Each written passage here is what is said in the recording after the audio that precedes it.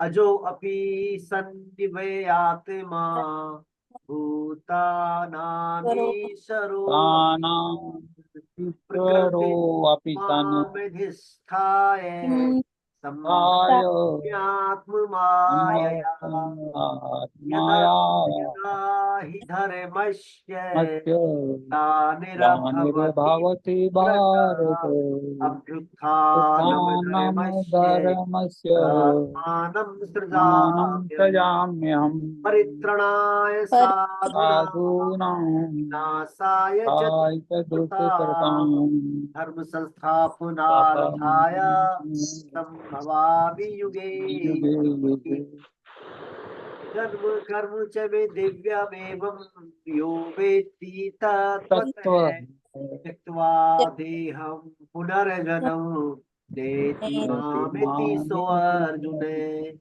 वीतराग भय भय क्रोधा क्रोधा मन्मया मया मामुपाश्रितः मामुपाश्रिता बहवो पर ज्ञान तपसः पूता होता मदभावमागता मदभावमागता वसुदेव सुतं सुतं देवं देवं कंसचाणूरमर्दनं कंसचाणूरमर्दनं देवकी देवकी परमानन्दं परमानन्दं कृष्णं कृष्ण वन्दे कृष्णवन्दे जगद्गुरुं जगद्गुरुम् श्री कृष्णं कृष्ण वंदे वन्दे जगद्गुरुं हरे कृष्णा हरे हरे कृष्ण। हरे कृष्ण कृष्णा हरे हरे कृष्णा हरे कृष्णा हरे तो देखिए आज जो अपनी क्लास है मेनली अपनी जो आज वाली क्लास है ये अपन ने जो पिछले 2 से 3 महीने के अंदर जो गीता के 3 षटक है। पहला षटक है कर्मयोग, दूसरा है भक्ति योग और तीसरा है ज्ञान योग।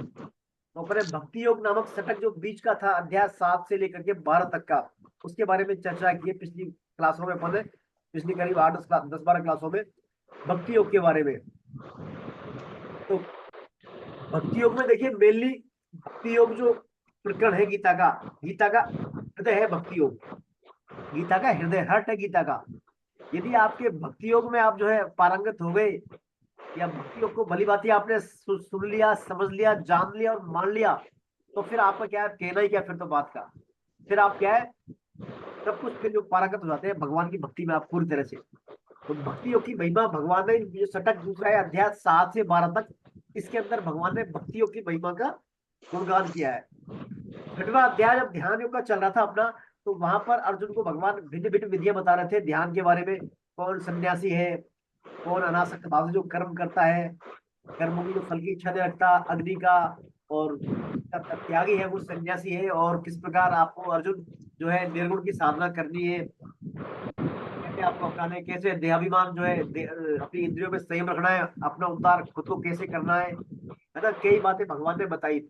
फिर अर्जुन के मन में आया भाई जो जो योग भ्रष्ट हो जाते हैं, जो योगी अंत में अपने पद से भ्रमित हो जाते हैं या मिसगाइड हो जाते हैं, उनकी क्या गतियां होती है, सब कुछ भगवान ने बताया। अंत में अर्जुन ने जब पूछा भगवान से, भगवान ये ठीक है आप योग भ्रष्ट भी हो को भी आप मौका दे रहे हैं, और साथ साथ में जो दूसरे लोग हैं उनको भी आप जो है ब्रह्म की उपासना करने वाले, उनको भी आप धीरे धीरे शनि शनि ऊपर में थी 56-25 से बताया था, उनको भी आप जो है ब्रह्म की प्राप्ति का आश्वासन दे रहे हैं, सब कुछ कर रहे हैं। लेकिन आप मेरे को ये बताइए कर्मियों में, तपस्वियों में और ज्ञानियों में श्रेष्ठ कौन है? ये भगवान ने जो है भगवान से अर्जुन ने पूछा। तो भगवान कहते हैं अर्जुन तपस्वियों में, कर्मियों में, ज्ञानियों में और योगियों में योगी श्रेष्ठ है अर्जुन। इसलिए तू योगी हो जा, तस्मात योगी भवार्जुन है, इसलिए अर्जुन तू योगी हो जा।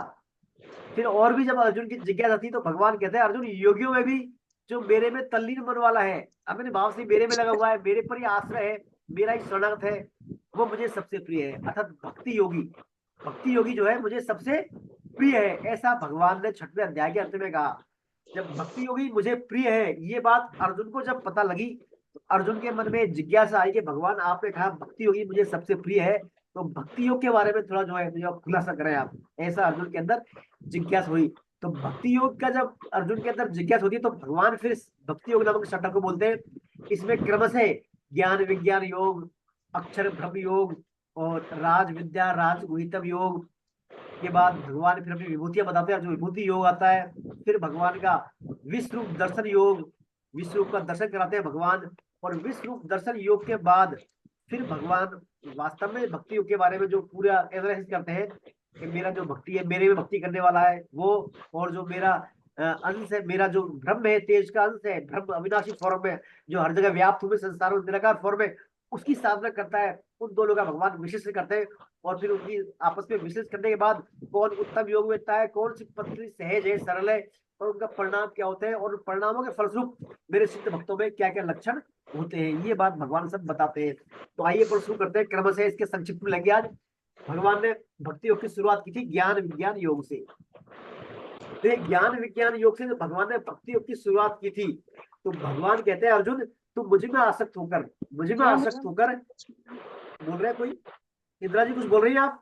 हाँ जी, क्वेश्चन पूछना था एक। भगवान ने सर्वश्रेष्ठ योगी किसी कहा है? सर्वश्रेष्ठ जो इसमें क्वेश्चन आ सकता है ना, साथ में असाइनमेंट में आया हुआ है। आप पहले मेरी बात सुना, पर पूरा करते हैं पहले, फिर आपका आंसर आ जाएगा, है ना। सर्वश्रेष्ठ भक्ति योग के लिए भगवान ने बोला जो अनन्य भाव से, अनंत चित्त से मन बुद्धि भगवान में अर्पित कर रखता है, वो सर्वश्रेष्ठ योगी है, भक्त है भगवान का, है ना। भक्ति योगी क्योंकि ठीक है, सब बातें आएंगी अभी, आप है ना, पर पढ़ सुन लेते एक बार, फिर चर्चा करेंगे सभी क्वेश्चन हो गए। तो भगवान कह रहे हैं मुझ में आसक्त होकर मेरे ही आश्रित हुआ तू अर्जुन, योग का अभ्यास कर, और इस प्रकार तू मेरे समग्र रूप को जान पाएगा।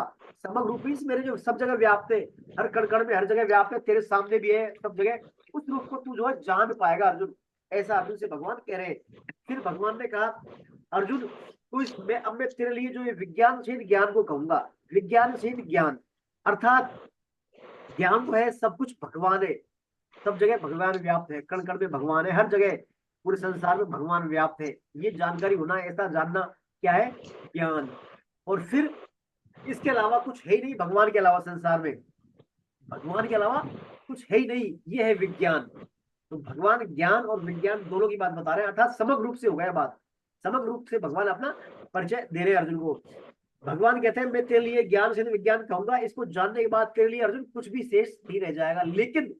लेकिन क्या है, ये जो सिस्टम है ज्ञान विज्ञान का, इसको हजारों मनुष्यों में से कोई एक ही जानने का प्रयास करता है, हजारों मनुष्यों में से कोई एक ही जानने का प्रयास करता है, और वो भी क्या है, और उन प्रयत्न करने वालों में से भी कोई बिरला ही मुझे जान पाता है, ऐसा भगवान कह रहे हैं। हजारों में से कोई एक ही मेरे को जान पाता है, जानने का प्रयास करता है, और उनमें से प्रयास करने वालों से बिरला ही मेरे को जान पाता है, ये भगवान बात बता रहे हैं। अब फिर ये बात जब भगवान ने बताई, तो फिर जब भगवान ने कह दिया सब कुछ मैं ही हूँ, मेरे अलावा कुछ है ही नहीं, ज्ञान विज्ञान बता दिया, तो उस भगवान ज्ञान विज्ञान वाली बात को और गहराई से बता रहे हैं। भगवान कह रहे हैं अर्जुन, इस पूरी सृष्टि में मेरे अलावा कुछ है ही नहीं, पूरी सृष्टि परा प्रकृति और मेरी जो परा प्रकृति है ये, और अपरा प्रकृति के संयोग से बनी है। परा प्रकृति तो ये जो मेरा जीव है, शुद्ध जीव, मेरा अंश, ये तो परा प्रकृति कहलाता है, और इसके अलावा 8 तत्वों से बनी मेरी अपरा प्रकृति होती है।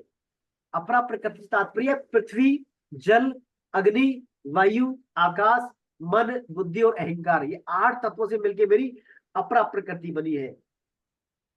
और इससे भिन्न रूप जो है परा प्रकृति, वो है जीव। जब ये जीव पर परा प्रकृति में स्थित हो जाती है, अर्थात प्रकृति को धारण कर लेती है, प्रकृति को मैं मेरापन मान लेती है, तो फिर ये क्या है, जीवात्मा बन जाती है। और सभी सृष्टि का उत्पन्न होने का कारण क्या है? परा अपरा का संयोग। फिर भगवान कहते हैं परा अपरा का संयोग तो है, इसको तू अर्जुन ऐसा समझ जैसे सूत की माला में सूत की मणियां होती है, और सब वो सूत की मणियां सूत के ही उत्पन्न रहती है, अर्थात उस माला में सूत के अलावा कुछ है नहीं। ऐसे ही समस्त संसार में मेरे अलावा कुछ है ही नहीं, ऐसा तू मान। सभी चीज जो तेरे को दिख रही है संसार में, उनके मूल में कौन है? मैं हूँ। मूल, प्रभाव और प्रलय का दोनों कारण मैं हूँ। और तो मैं क्या कहूँ अर्जुन तेरे से, संसार में जितने भी तेरे को भाव दिखते हैं, चाहे अच्छे भाव हो, बुरे भाव हो, सात्विक भाव हो, राजसी भाव हो, तामसी भाव हो, जो भी जैसे भी तेरे को सब भाव दिख रहे हैं, वो सब मेरे से ही है, अर्थात उनका मूल कारण मैं ही हूँ, ऐसा भगवान कह रहे हैं। फिर भगवान कहते हैं वो सब मेरे में, लेकिन मैं उनमें नहीं, अर्थात वो सब मेरे द्वारा है, मेरे कारण ही, लेकिन मैं उनमें नहीं, अर्थात मैं उनमें निर्लिप्त हूँ, मैं उनमें असंग हूँ, मैं उनमें लिप्त नहीं होता। ना तो मेरी कोई कर्म करने की इच्छा है, कर्तव्य अभिमान है, ना कोई फल इच्छा है, इसलिए मैं उनमें निर्लिप्त रहता हूँ, और मैं उनमें बनता नहीं, अनासक्त भाव से मैं मेरा काम करता हूँ, ऐसा भगवान इसमें बता रहे हैं। फिर भगवान ने बताया आगे लेकिन जो मेरी माया से मोहित है, जो मेरी माया से मोहित हो जाता है, वह व्यक्ति इन सब बातों को नहीं मानता, नहीं जानता। अर्थात जो मेरी माया है, माया मीन्स अपरा प्रकृति, मेरी जो माया है बड़ी बड़ी दुरत्य है। माया मेरी बड़ी दुरत्य है, इससे पार पाना बड़ा टेढ़ा काम है। और इस माया से मोहित होकर मनुष्य अपने आप को अपरा प्रकृति का मालिक मानता है और मेरे में अश्रद्धा करता है। इसके बाद फिर भगवान बताते हैं, माया जो मेरी माया है, माया से पार पाने का तरीका क्या है? सिर्फ और सिर्फ मेरी शरणागति। लेकिन जो मेरे शरण में होते हैं वो इस माया से प्रभावित नहीं होते, अर्थात माया उनका कुछ नहीं बिगाड़ पाती। कौन? मेरे जो शरणागत है। मामे प्रपद्यन्ते माया मेताम तमन्ति, जो मेरी शरण में है, जिनका सिर्फ मेरा आश्रय है, एक मेरे ही शरण है, मेरा ही आश्रय, सिर्फ मेरा ही, वो माया से अप्रभावित रहते हैं। और माया से अप्रभावित रहने के बाद मेरी बातों का भली भांति वो सेवन करते हैं। फिर भगवान ने ये बात अर्जुन को बताई, तो अर्जुन के मन में आता है, माया से प्रभावित कौन कौन लोग जो है आपका आप में अश्रद्धा करते हैं। तो भगवान कहते हैं 3 तरह के लोग जो है मेरी माया में विश्वास, मतलब माया से प्रभावित मूढ़, नराधम प्रकृति के लोग, अज्ञानी लोग, जो मूढ़ है, अर्थात अपने आप को संसार का ही मानते हैं, संसार की सत्ता को भी मानते हैं, ऐसे लोग माया से प्रभावित होते हैं। और इसके अलावा कौन माया से प्रभावित नहीं होते? भगवान ने बताया पहली बात शरणागत, जो मेरे शरणागत है। फिर भगवान ने और डीप बताया 4 तरह के लोग जो है मेरे शरण में होते हैं। कौन कौन? भगवान ने कहा आर्थ, अर्थार्थी, जिज्ञासु और ज्ञानी। 4 तरह के भक्त मेरी शरण में रहते हैं, अर्थात वे मेरे ही भक्त हैं। चारों भक्त, आर्थ माने जो पीड़ित, जो अपनी प्रतिकूलता को, अपने भय को, प्रतिकूलता को भगवान से दूर करवाना चाहता है, सिर्फ और सिर्फ भगवान से, वो तो आर्थ भक्त होता है। जैसे उत्तरा का उदाहरण आता है। अर्थार्थी, जो अनुकूल परिस्थिति चाहता है, भगवान से अपना अनुकूल चाहता है, अर्थ की प्राप्ति करना चाहता है, जैसे महाराज ध्रुव का उदाहरण आता है अर्थार्थी भक्त में। और तीसरा आता है जिज्ञासु, अपने स्वरूप को जानने वाला, भगवत स्वरूप को जानने वाला, वो उद्धव जी महाराज का उदाहरण आता है। और एक होता है ज्ञानी या प्रेमी, वो सिर्फ भगवान से प्रेम करता है, वो उसमें लेने वाला कोई भाव रहता नहीं। इसमें आता है सर्वश्रेष्ठ उदाहरण गोपिकाओं का। तो भगवान ने कहा 4 तरह के भक्त मेरी शरण में होते हैं, आर्थ, अर्थार्थी, जिज्ञासु और ज्ञानी। वैसे चारों ही उदार है, चारों मेरे भक्त हैं, मुझे प्रिय है, लेकिन ज्ञानी भक्त मेरा ही स्वरूप है, अर्थात मुझे अत्यंत प्रिय है, क्योंकि वो मुझ में ही निवास करता है। फिर भगवान इसके बाद बताता है, ठीक है, तो मेरी शरण वाले हो गए। कुछ लोग देवताओं की शरण में जाते हैं। देवताओं की शरण में कौन जाते हैं? जिनका कामनाओं ने जिनका हर लिया है, जिनका मन, दिमाग, बुद्धि कामनाओं के वशभूत है, अर्थात अपनी कामनाओं की पूर्ति के लिए कुछ लोग देवताओं की उपासना करते हैं, है ना, जिनका ज्ञान माया ने हर लिया है। जो देवताओं का पूजन करता है, उसकी श्रद्धा को भगवान जो है उसी देवता में फिट दृढ़ कर देते हैं। जैसे जैसी कामना होती है, उसकी श्रद्धा को भगवान उसी देवता में दृढ़ कर देते हैं। फिर वह उस दृढ़ की श्रद्धा से उस देवता की उपासना करता है, तब उसकी कामना पूरी हो जाती है। और वस्तुतः वो कामना भगवान के द्वारा ही पूरी की होती है, क्योंकि देवताओं को कामना पूरी करने की शक्ति भगवान खुद ही देते हैं, भगवान के द्वारा ही भी होती है। तो वो कामना वाले व्यक्ति देवताओं के द्वारा जो है अपनी कामना पूर्ति का लिए उपासना करते हैं। फिर भगवान कहते हैं देवताओं का जो पूजन करने से फल मिलता है, वो नाशवान फल होता है। कैसा फल होता है? वो नाशवान फल होता है, उसका नाश हो जाता है, वो नष्ट होता है। और मेरे द्वारा जो है मेरी उपासना करने वाले भक्तों को मैं अविनाशी फल देता हूँ, अविनाशी फल देता हूँ। इसलिए भगवान ने देवताओं की उपासना करने वालों को तुच्छ बुद्धि वाला कहा है। तुच्छ बुद्धि यानी लघु बुद्धि वाले, अल्प मेधसाम, छोटी बुद्धि वाले लोग हैं देवताओं की उपासना करने वाले। और जो मेरी मेरी पूजा करने वाले, मेरी उपासना करने वाले, वो क्या है? वो मुझे प्राप्त होते हैं।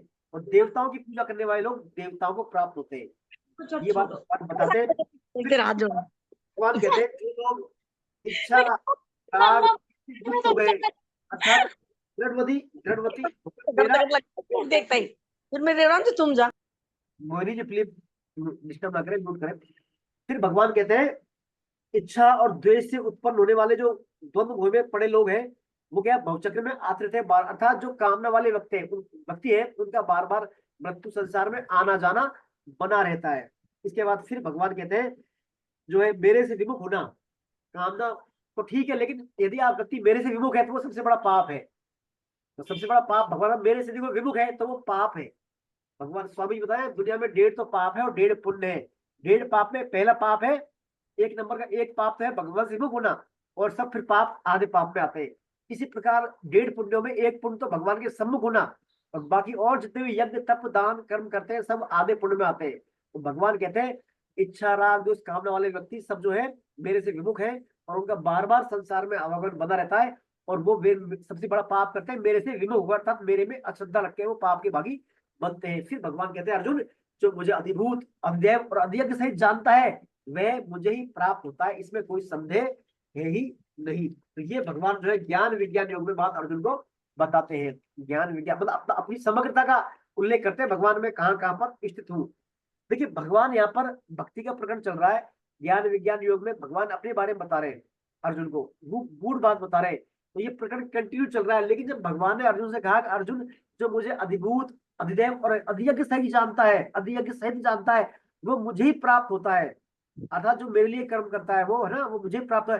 तो ये जब बात अर्जुन से भगवान ने कही, अर्जुन के मन में कुछ प्रश्न आ गए थे, कुछ प्रश्न आए थे, भगवान ये अधिभूत क्या है, अधिदेव क्या है, अधियज्ञ क्या है, और ये कर्म वगैरह ब्रह्म क्या है। ऐसा जब प्रश्न आ गया तो भगवान ने इस प्रकरण को यही रोक दिया और बाद में इसको आगे बढ़ाएंगे। अभी भगवान फिर लाते हैं, इसके बाद अक्षर ब्रह्म योग में आ जाते हैं। अक्षर ब्रह्म योग में अर्जुन के कुछ प्रश्न रहते हैं भगवान से। भगवान एक तो अधिभूत अधिदेव अधियज्ञ क्या है, और साथ में जो मरने वाले पुरुष है जिन्होंने आपको जीवन भर याद नहीं किया, आपकी स्मृति की, तो उनका अंत समय में यदि उनका चिंतन कैसा रहो क्या रहो ताकि आपको आपको उनकी प्राप्ति हो जाए, ऐसे कुछ प्रश्न अर्जुन के अंदर आते हैं। उन प्रश्नों का उत्तर देने के लिए भगवान अक्षर ब्रह्म योग नामक अध्याय बोलते हैं। अध्याय के प्रारंभ में भगवान अर्जुन के जो प्रश्न थे उनका उत्तर देते हैं। भगवान कहते हैं अक्षर क्या है, ब्रह्म क्या है, भगवान का निराकार रूप अर्थात परम अक्षर, ओंकार कहते हैं ना, परम अक्षर या भगवान का निराकार फॉर्म वो ब्रह्म है, और प्रकृति जो है परा प्रकृति यानी जीव उसको अध्यात्म कहते हैं। और कर्म पूछा कर्म क्या है, तो भगवान जब संकल्प करते हैं कि मैं एक रूप से अनेक रूप, महासर्ग होता है जब प्रलय के बाद कि मैं एक रूप से अनेक रूपों में हो जाऊं, अर्थात वो अपनी सत्ता का त्याग करते हैं और अपने अंशों में बांटते हैं बहुत सारे प्रकृति में, तो उसको बोलते हैं वहां से कर्म की शुरुआत होती है, अर्थात प्राणियों की सत्ता को प्रकट करने वाला त्याग कर्म कहलाता है।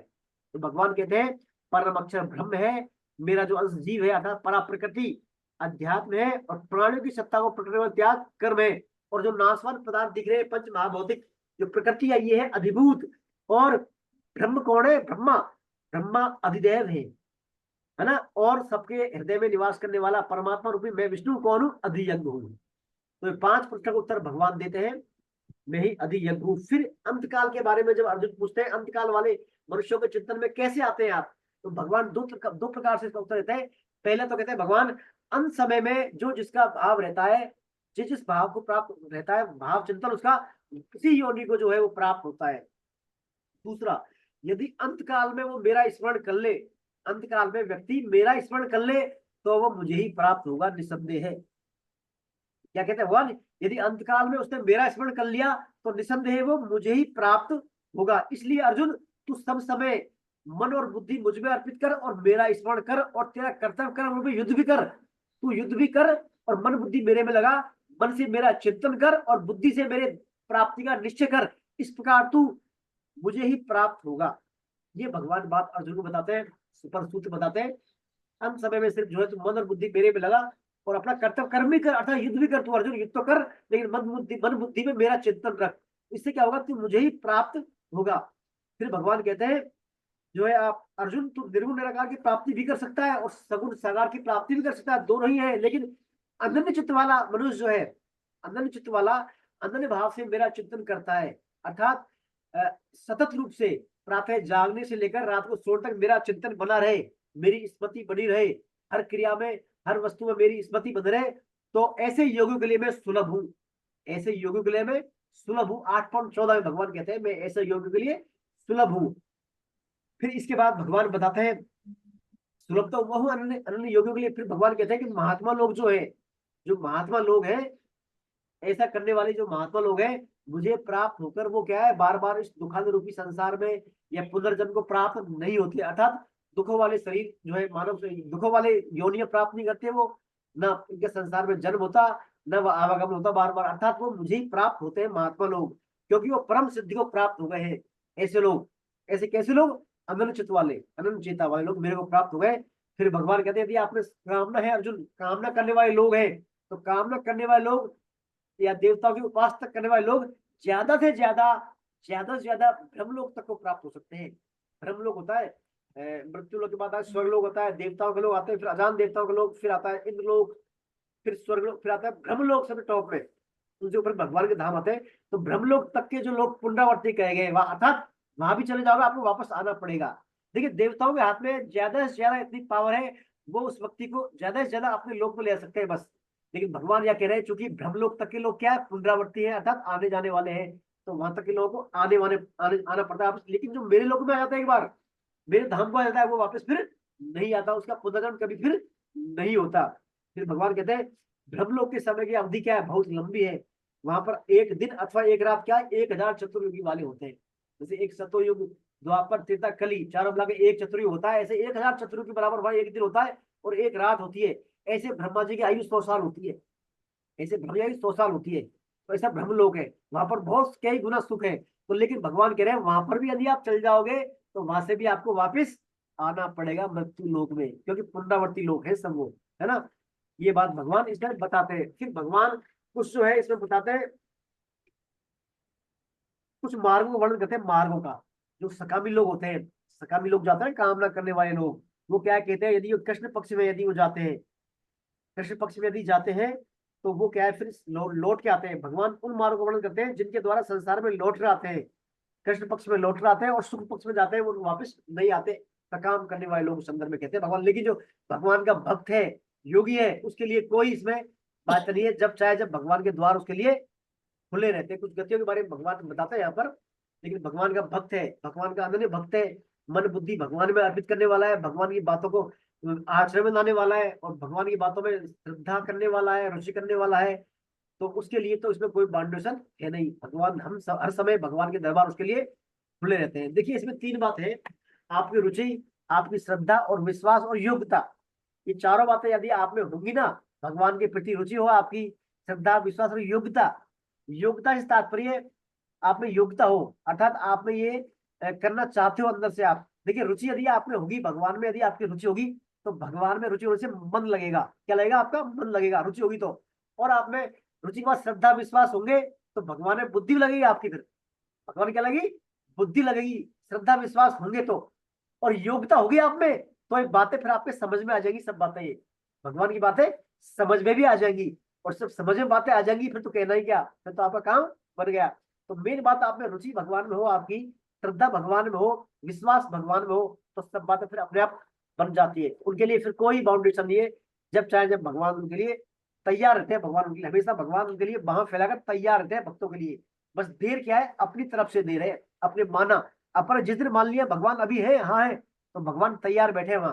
बस अपना चेंजिंग, अपना थिंकिंग जो है, प्रोसेस है अपना, ये सोचने का, मानने का, अहमता का, ये एक बार आ जाए, भगवान लग जाए पूरी तरह रुचि श्रद्धा विश्वास, तो फिर भगवान को फिर प्राप्त करने की देर है नहीं। फिर अनुभूति होने लग जाती है अपने को, भक्तों को फिर भगवान की। ऐसा भगवान शास्त्रों में कहते हैं। तो ये बात बताने के बाद फिर भगवान कहते हैं, अर्जुन मैं जो इस अध्याय में तेरे को बात बताई है, मैंने ये अधिभूत, अधिदेव, अधियज्ञ, ब्रह्म, कर्म, अध्यात्म और अंतकाल गतियों के बारे में, ये सब बातें मैंने तेरे को बताई है। इन बातों को यदि तू फॉलो कर लेगा, आचरण कर लेगा, तो क्या होगा, जितने भी यज्ञ है, तप है, दान है, कर्म है, जितने भी पुण्य कर्म है, सभी का तू अतिक्रमण कर जाएगा, सभी के फल का, मतलब उनसे सबसे बहुत आगे निकल जाएगा तू, उन सबसे आगे निकल जाएगा यदि इन अध्याय की बातों को तेने फॉलो कर लिया तो। अर्थात व्यक्ति जब मरता है ना, जब अपन जनरली बात करते हैं, बड़ा सन व्यक्ति को 8वां अध्याय सुनाते हैं, अक्षय ब्रह्म योग। यही कारण है, क्योंकि इनकी बातों को यदि भगवान की बातों को एक बार मन में ले आया, तो फिर यज्ञ तप जो से फल मिलता है, यज्ञ तप दान से सबसे बहुत आगे चल जाता है व्यक्ति को, बहुत आगे निकल जाता है, अतिक्रमण कर जाता है उनके फलों का। ऐसा भगवान कह रहे हैं इसमें। तो बड़ी गूढ़ बात है भगवान की। एक तो अंत समय में चिंतन कैसा हो भगवान का, अपने हर समय को अंत समय माना अपना, अपने को पता थोड़ी है अपना 60 साल की उम्र में, 70 की में, 80 की में, 90 की में आएगा समय, कब अंत समय आ जाए पता नहीं, कोई किस क्षण आ जाए। हर क्षण को अंत समय माने अपन, हर क्षण को अंत समय माने अपन, और तैयार रहे पूरी, बस हमेशा मन बुद्धि भगवान में लगा रहे, बस अर्पण। जो भी देखिए स्वामी राम सुखदास जी ने, श्रद्धेय राम सुखदास जी ने 3 तरीके बताए हमें हर समय मन बुद्धि लगाने के। पहला तरीका है, जो भी काम करें अपन करें, संसार के काम तो करना ही सबको, अपन गृहस्थी है जो भी है, जिसमें जिस देश काल परिस्थिति में है, जो भी चाहे विद्यार्थी है, गृहिणी है, व्यवसायी है, जो भी है, अपन जो भी काम करें वो काम करते हुए भगवान को याद करें अपन, है ना, तो भगवान का स्मरण बना रहेगा। दूसरा तरीका बताया भगवान स्वामी जी ने कि आप ठीक है ये ऐसा नहीं कर सकते, तो फिर आप ऐसा करो, भगवान का नाम लो हमेशा, भगवान का नाम ले तो संसार काम भी करो, आपके अपने काम भी करो। ऐसा भी नहीं हो आप पे, तो जो भी काम कर रहे हो आप उसको भगवान का ही मानो, आप जो भी काम करते हो उसका भगवान का ही मान के करो, तो आपको भगवत स्मरण बना रहेगा, भगवत स्मरण बना रहेगा। लेकिन ये भगवान है कब मानेंगे हम? देखिए काम करना क्या है, कहलाता है क्रिया, वो तो क्रिया है। अब क्रिया, हम जब क्रिया तो करता करता है, अपने करेंगे क्रिया, क्रिया का भाव होता है कर्ता, क्रिया का निर्धारण कर्ता के आधार पर होता है, जैसा कर्ता वैसी क्रिया। अब कर्ता यदि संसार का, मैंने अपना, मैं संसार का, मैं परिवार का, मैं बेटा का, पत्नी का, तो फिर वो क्रिया भी उन्हीं के लिए होंगी फिर। लेकिन कर्ता यदि मान ले मैं भगवान का, भगवान मेरे, ये दृढ़ता से स्वीकार कर ले वो कि मैं भगवान का, भगवान मेरे सच्चे अर्थों में, तो जो भी फिर क्रिया करेगा तो भगवान के लिए क्रिया होगी, वो जो भी कर्म करेगा वो सब क्या भगवान के लिए होगी। ऐसा स्वामी जी कहते हैं। यदि इस भाव से हम जो भी एक्टिविटी करेंगे तो वो सब भगवत अर्पण कर्म कहलाएंगे। भगवत अर्पण कर्म, मत कर्म मेरे लिए था, भगवान के लिए कर्म कहलाएंगे। उन कर्मों को करने से फिर हमें क्या है, हमारी हर क्रिया भगवान के लिए होगी। हर हमारा नीचे से नीचे, चाहे हम झाड़ू लगा रहे हैं, पोछा लगा रहे हैं, या कुछ भी कर रहे हैं, नीचे से नीचे काम कर रहे हैं, वो नीचे नीचे काम भी क्या हमारा ऊंचे से ऊंचे दर्जे का काम हो जाएगा। वो काम ऊंचे से ऊंचे दर्जे का काम हो जाएगा वो, और उससे हमारा फिर भगवत स्मृति बनी रहेगी। और ऐसा होने से भगवान की आज्ञा का पालन भी हो जाएगा और हमारा कल्याण भी फिर दूर नहीं है, कोई संदेह नहीं है इसमें। ऐसी बात भगवान इस अध्याय में बताते हैं अक्षर ब्रह्म योग में। आइए अब अपन आगे चलते हैं। इसके बाद जो है भगवान कहते हैं, नवाध्याय आता है राज विद्या राजगुहितम योग। देखिए 7वां अध्याय जब चल रहा था ज्ञान विज्ञान योग, तो वहां पर अंतिम में भगवान ने कहा था अधिभूत अध्ययन अधियज्ञ सहित मेरे को जानने वाला। जब अर्जुन के मन में फिर प्रश्न आ गए थे कि भाई अधिभूत क्या है, अधिदेव अधियज्ञ क्या है, ब्रह्म क्या है, कर्म अध्यात्म और अंत समय वाली बातें आ गई, तो भगवान ने प्रकरण रोक दिया वहां। अब भगवान उस प्रकरण को आगे कंटिन्यू कर रहे हैं। अब भगवान क्या कर रहे हैं, उस प्रकरण को आगे कंटिन्यू कर रहे हैं राज विद्या राजगुहितम योग में। तो राज विद्या राजगुहितम योग में भगवान ने अर्जुन से कहा, अर्जुन चूंकि तू मेरा मित्र है, सखा है और दोष दृष्टि से रहित है, मेरा मित्र है, सखा है, और तू कुरुप्रवीर बोला अर्जुन को। कुरुप्रवीर माने कौरव वंश, कुरुओं में तू श्रेष्ठ है। श्रेष्ठ इसलिए तेरे अंदर अपना कल्याण करने की भावना है और तू मुझे जानना चाहता है ना। ऐसा भगवान ने जब समझा तो अर्जुन को कुरुप्रवीर बोला है। तो भगवान कहते हैं अर्जुन तू मेरा मित्र है, सखा है और अपना कल्याण चाहने वाला है, इसलिए मैं तेरे लिए अब और बातें, इसकी भक्तियों की और बातें कहूंगा, जिनसे क्या होगा, तू इस अशुभ से मुक्त हो जाएगा। अशुभ से मुक्त होने का तात्पर्य संसार में आवागमन से भिन्न भिन्न योनियां तेरे को नहीं मिलेगी, संसार की, इनसे मुक्त हो जाएगा तू, बार बार पुनर्जन्म से, अशुभता से मुक्त हो जाएगा। और तू जो है फिर तेरे लिए जानने को कुछ नहीं रहेगा। तो वो बात भगवान इसको अध्याय में अर्जुन को बता रहे, राज विद्या राजगुहितम योग। देखिए राज विद्या राजगुहितम योग बड़ी गोपनीय बात है। इसमें भगवान पहले तो 5 विशेषताएं बताते हैं इसकी, किसकी, अपनी भक्ति के बारे में। क्या क्या, कि मेरी ये जो भक्ति है क्या है, सभी विद्याओं का राजा है, ये भक्ति का विज्ञान सभी विद्याओं का राजा है। राज विद्या राजगुहितम, सभी गोपनीयों का, सभी सीक्रेट जो गोपनीय बात है उनका भी राजा है। ये अति पवित्र है। क्या है, अति पवित्र है, अति श्रेष्ठ है। और इसका फल भी क्या है, प्रत्यक्ष है इसका फल। जैसे आप करोगे, मेरे संपर्क में आओगे, आपको आनंद आएगा, आपको क्या होगा, आनंद मिलेगा, प्रति क्षण बढ़ने वाला। जैसे एक तो रुपये को जान जाए, एक रुपये को इकट्ठा करने का 100 लग जाए, तो 100 लग जाए जिसको ज्यादा आता है ना बार बार, वो बात है इसमें। आपको क्या है, फल प्रत्यक्ष है और ये धर्म है और अविनाशी होने के साथ साथ करने में भी सहज सरल सुगम है। ये 5 विशेषताएं भगवान जो है भक्ति की अर्जुन को बताते हैं।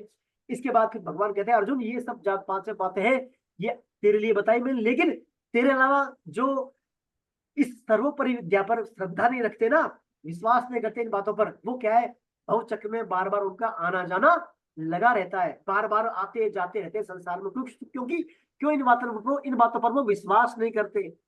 फिर भगवान कहते हैं अर्जुन मैं इस संपूर्ण संसार में निराकार रूप में व्याप्त हूँ, निराकार फॉर्म में है ना, निराकार फॉर्म में व्याप्त हूँ।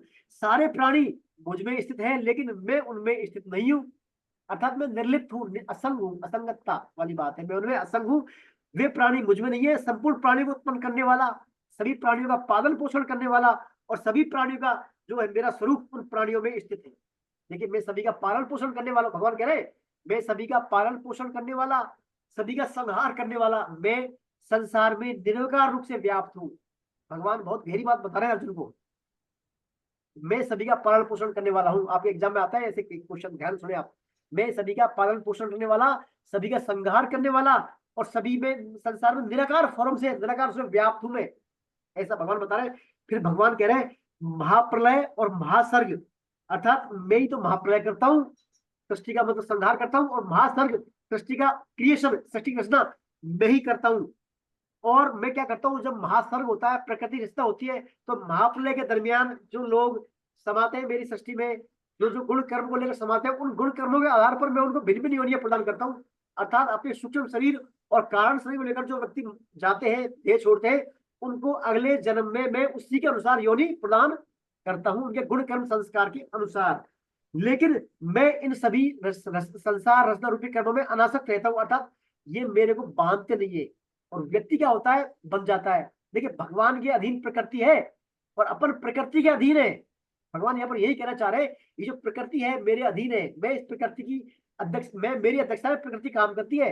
लेकिन व्यक्ति जो है, आपको बार बार जन्म क्यों होता है? क्योंकि आप प्रकृति के अधीन हो। आप प्रकृति के गुणों को, प्रकृति की माया को मालिक अपना अपना मान लेते हो, अर्थात इसके मालिक बन जाते हो गुण कर्मों से। इसलिए आपका बार बार पुनर्जन्म होता है। और मैं अनासक्त रहता हूँ भाव से, मेरा कोई इनमें राग द्वेष कुछ नहीं, इसलिए मैं इनमें बनता नहीं हूँ, ऐसा भगवान इसमें बता रहे हैं। फिर भगवान कह रहे हैं मूर्ख लोग, लेकिन ये सब जानते हुए कुछ मूर्ख लोग होते हैं, वो मेरी अवज्ञा करते हैं, मेरी अवज्ञा करते हैं। वो मुझे क्या मानते हैं? साधारण शरीर वाला मनुष्य मानते हैं मेरे को, ऐसा मानकर मेरी वो अवज्ञा करते हैं। और ऐसे लोग 3 तरह के लोग होते हैं। ऐसे कौन कौन होते हैं? राक्षसी प्रवृत्ति के, आसुरी प्रवृत्ति के और मोहनी प्रवृत्ति के लोग। ऐसे लोग क्या करते हैं? राक्षसी प्रवृत्ति मीन्स उनमें क्रोध की प्रवृत्ति होती है, अपना हित के लिए क्रोध करते हैं और दूसरे का बुरा भी कर सकते हैं, राक्षसी प्रवृत्ति। और एक होता है आसुरी प्रवृत्ति, मानी उनमें कामना की प्रवृत्ति होती है, राक्षसी आसुरी। और एक होता है मोहनी प्रवृत्ति के लोग। मोहनी प्रवृत्ति के लोग में क्या होता है? ना तो उनका कोई स्वार्थ होता है ना परमार्थ, फिर भी दूसरों को कष्ट पहुंचाते हैं। वो उनको कष्ट देते हैं, उनकी प्रसन्नता का अनुभव करते हैं। जैसे अपन चलते हुए किसी पक्षी को मार दे, किसी कुत्ते को कंकड़ मार दे, लात मार दे बेवजह उसको बेचारे को, तो वो मोहनी प्रवृत्ति के लोग होते हैं। मोहनी प्रवृत्ति में मूल कारण है मूढ़ता, उनका विवेक सुसुप्त अवस्था में पड़ा, विवेक का काम नहीं करते वो। तो राक्षसी, आसुरी और मोहनी प्रवृत्ति के लोग हैं, वो मेरी अवज्ञा करते हैं।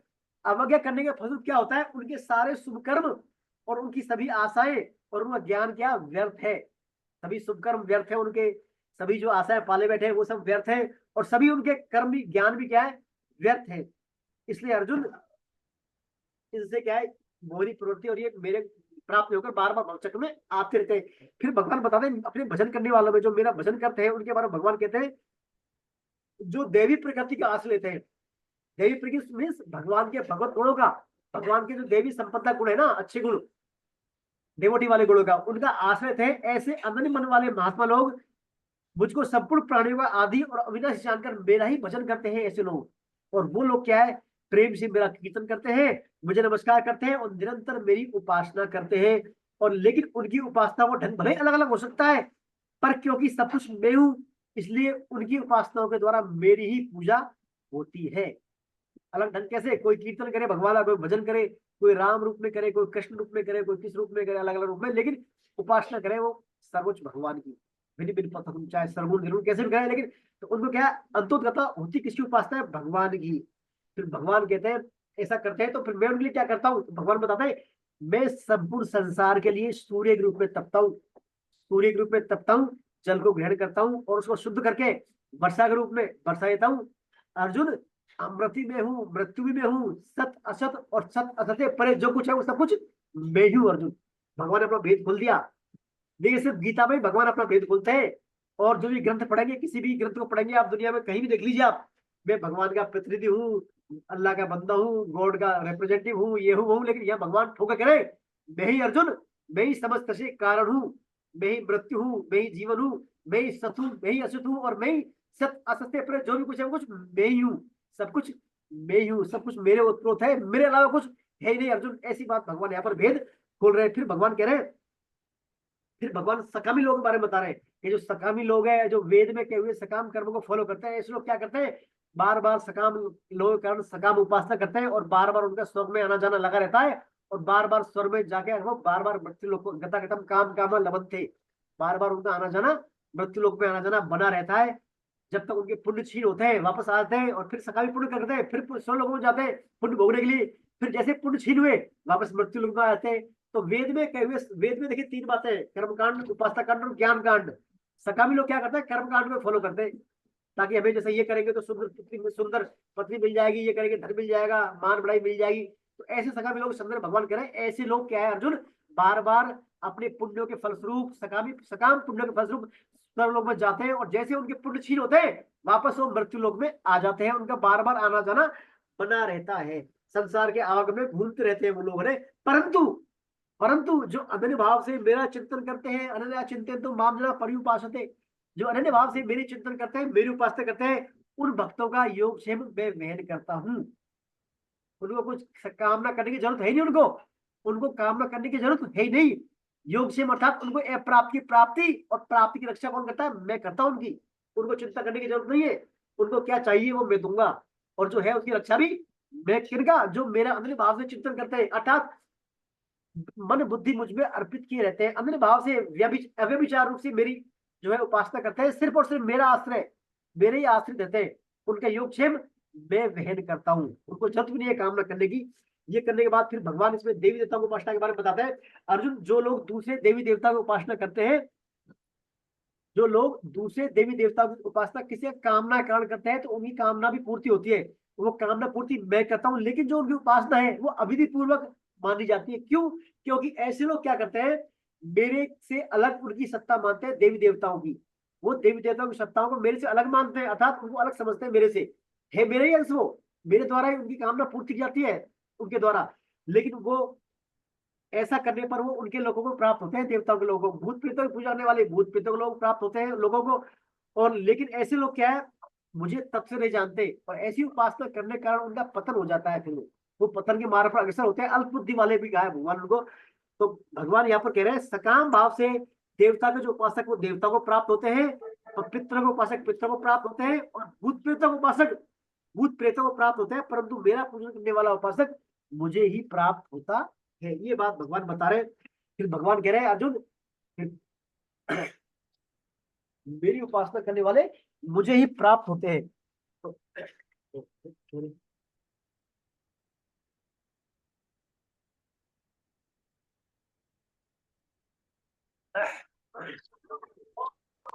मेरी उपासना करने के बाद फिर भगवान कहते हैं, अर्जुन मेरी उपासना कोई इतनी टफ नहीं है, इसमें विधि विधान की निषेध की जरूरत हो आपको। जैसे देवताओं की उपासना में आपको समय भी वो चाहिए, उस समय पर करनी है, उस ग्रह में उस नक्षत्र में, वो विधि विधान पूर्वक। मेरी उपासना में कोई विधि विधान कोई टफ नहीं है। अरे तेरे पास पत्र पुष्प फल जो भी है, पत्र पुष्पम फलम तोयम यो मे भक्त्या प्रयच्छति, तू पत्र पुष्प फल जो भी प्रेम से मुझे अर्पण करे, मैं उसको स्वीकार कर लूंगा, ले लूंगा, उसको आत्मसात कर लूंगा। मेरी साधना तो बहुत सरल है। ऐसा नहीं है तो ये विधि विधान या उसकी जरूरत पड़े देवताओं की वाली, सिर्फ पत्र पुष्प फल से ही मैं तो क्या है पुष्ट हो जाता हूँ। भगवान फिर कहते हैं, अर्जुन और तो मैं तेरे से क्या कहूँ, चलो पत्र पुष्प फल अर्पित भी नहीं करता तो जो भी कुछ करता है ना तू, यद करोसी यद यदनासी यज्जुष नासियत यद तपस्यसि कौन्तेय तत्पुरुष मदर्पणम। तू जो भी करता है, खाता है, पीता है, चलता है, जो भी कुछ क्रिया करता है ना, तू श्वास ले रहा है, भले ही सो रहा है, जाग रहा है, उन क्रियाओं को बस तू मेरे अर्पण कर दे। देखिए दो बातें इस श्लोक में, इस अध्याय में मेनली भक्तों के लिए। एक तो वस्तु और क्रिया। वस्तु मानी मैटर, पदार्थ, द्रव्य, और क्रिया एक्टिविटी। तो मैटर और एक्टिविटी दोनों ही भगवान की अपना प्रकृति में आती है।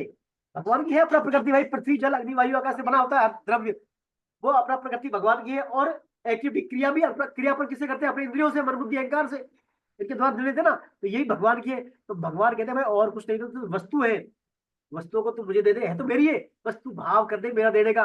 और क्रिया करता है इनके द्वारा, तू तेरी इंद्रियों के द्वारा, उसको तू मेरे को कर दे, बस इससे तेरा काम बढ़ जाएगा।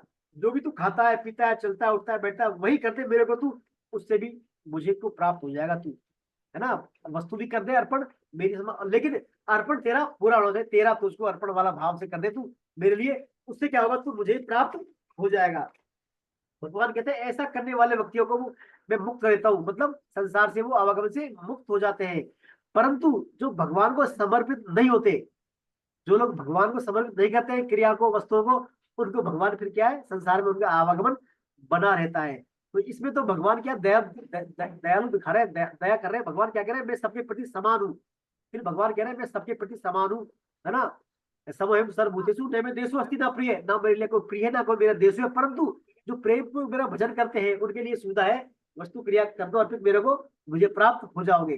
फिर भगवान कहते हैं अर्जुन ठीक है, ये तेरे कर लिया, लेकिन तेरे और किसी के मन में ये हो कि मैंने तो आज तक कुछ किया ही नहीं, मैं तो क्रियाएं अर्पित की, भगवान ने द्रव्य किए, बहुत पाप किए। तो भगवान कहते हैं कि दुराचारी से दुराचारी भी मेरा भजन कर सकता है, कितना बुरा आचरण करने वाला है, अगर वह अनन्य भाव से मेरा भजन करने में लग जाए तो उसे साधु ही मानना चाहिए। अर्थात उसने दृढ़ निश्चय कर लिया ना कि बस अब मैं आपसे आगे, जैसे डाकू रत्नाकर महर्षि वाल्मीकि बड़े थे बाद में, वो निश्चय कर लिया था कि अब तो बहुत कर लिया, बस अब नहीं करेंगे, अब तो भगवान का काम करेंगे, उसे तुरंत ही महात्मा मानना चाहिए, ऐसा भगवान कह रहे हैं। और फिर भगवान कह रहे हैं वह महात्मा तत्काल धर्मात्मा होकर शाश्वत शांति को प्राप्त हो जाता है। हे कुंती नंदन, तुम प्रतिज्ञा करो कि मेरे भक्त का पतन कभी नहीं होगा, नहीं होता है। कुंती नंदन से प्रतिज्ञा करा रहे, भगवान खुद नहीं कर रहे, क्यों? खुद की प्रतिज्ञा भगवान तोड़ सकते हैं, विश्वास नहीं है, लेकिन भक्ति प्रतिज्ञा को भगवान कभी भी नहीं टूटने दे, रक्षा करते हैं भक्ति प्रतिज्ञा की। तो भगवान कुंती नंदन से प्रतिज्ञा करवा रहे हैं कि तू प्रतिज्ञा करे, मेरे भक्त का कभी पतन नहीं, मैं भक्ति प्रणशति, मेरे भक्त का कभी पतन नहीं होता। फिर भगवान कहते हैं और तो क्या कहूं अर्जुन, पाप योनि वाले सभी चारों वर्णों वाली स्त्रियां भी है, वो भी, अरे वैश्य शूद्र क्षत्रिय ब्राह्मण चारों वर्ण वाले व्यक्तित्व के आधार पर सभी जो है मेरी प्राप्ति के अधिकारी है, मेरी प्राप्ति के पूर्ण रूपेण अधिकारी है ना। फिर भगवान कहते हैं अंत में कि ऐसा कर अर्जुन, अपना स्वरूप बताते हैं, भजन के स्वरूप बताते हैं, भगवान मेरा भजन कैसे करना है। क्या तू मन बना भक्तों मध्यान जी माम नमस्तु, मेरा भक्त हो जा, मेरे मन वाला हो जा, और तू मुझ में मन वाला मेरा ही पूजन कर, और ऐसे तू मुझे ही प्राप्त होगा, मुझे नमस्कार करता हुआ तू मुझे ही प्राप्त होगा, इसमें कोई संदेह नहीं है। ऐसा भगवान कह रहे अर्जुन, तू मन बना भक्तों मध्यान जी माम नमस्कुरु, मुझे मेरा मन वाला हो जा, मेरे भाव वाला हो जा, मेरी पूजा कर और मुझे ही नमस्कार कर, इस प्रकार तू मुझे ही प्राप्त होगा। ये बात इसके भगवान राज विद्या राजगुरु योग में अर्जुन को भगवान बता रहे हैं। ठीक है, इसके बाद अपन आगे चलते हैं, थोड़ा अभी और करेंगे चर्चा आपसे बाद में। अभी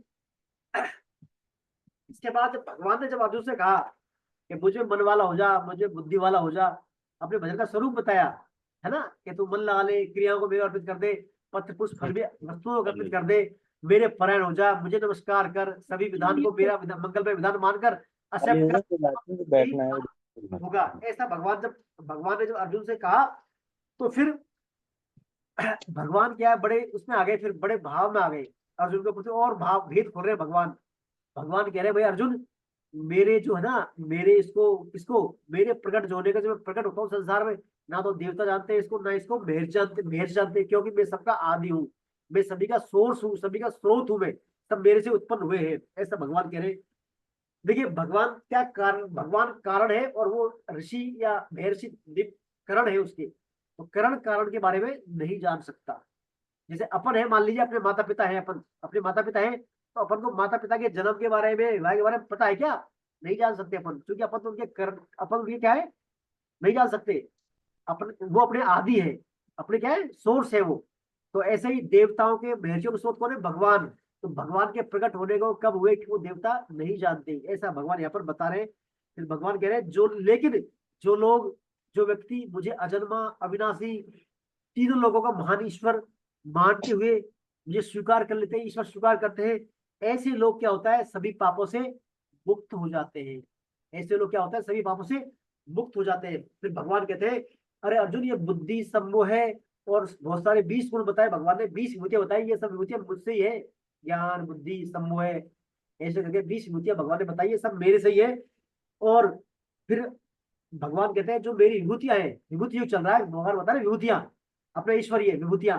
भगवान कह रहे हैं जो मेरी विभूतियों को तब से जान लेता है, वो अविचल भक्ति योग से युक्त हो जाता है। अर्जुन, चूंकि सभी संसार का मूल कारण प्रभव प्रलय कारण मैं ही हूँ, इस प्रकार में मेरे स्थल होते हैं, और जो मुझ में चित्त वाले हैं, मुझ में प्राणों को अर्पण करने वाले भक्त हैं, मेरे प्रभाव की चर्चा करने वाले सदैव संतुष्ट रहते हैं, वो मुझ में ही रमण करते हैं, अर्थात मुझसे ही प्रेम करते हैं। देखिए विभूति योग में भगवान ये कह रहे हैं, विभूति योग में अर्जुन, जो भी तुझे संसार में जो भी ऐश्वर्य युक्त या विलक्षण या विशेषता वाली चीज दिखाई दे, उसको तू मेरा ही मान, मेरे उसका मूल कारण मैं ही हूँ। जो भी संसार में तेरे को स्पेशल चीज, विशेषता दिखती है, विलक्षणता स्वाभाविक चीज दिखती है, उसमें मेरा ही देख, तू मेरा ही रूप देख, वो मेरे कारण ही है, उसकी कारण मैं ही हूँ, ऐसा भगवान कह रहे हैं। फिर इसके बाद भगवान कह रहे हैं जो मेरे भक्त हैं, अनन्य भक्त हैं, उनको मैं क्या करता हूँ, बुद्धि योग देता हूँ। बुद्धि योग, बुद्धि के द्वारा उनका अज्ञान दूर हो जाता है, अज्ञान दूर हो जाता है, और अज्ञान दूर होने के बाद फिर उनको क्या मेरी प्राप्ति हो जाती है। और फिर मैं उनको कृपा कर क्या करता हूँ, उनका जो अज्ञान है उसके हृदय में, उस अज्ञान को मैं ज्ञान रूपी हृदय से, ज्ञान रूपी दीपक के द्वारा दूर कर देता हूँ। अर्थात मैं उनको भक्ति योगी में देता हूँ, और ज्ञान योगी में उनको देता हूँ।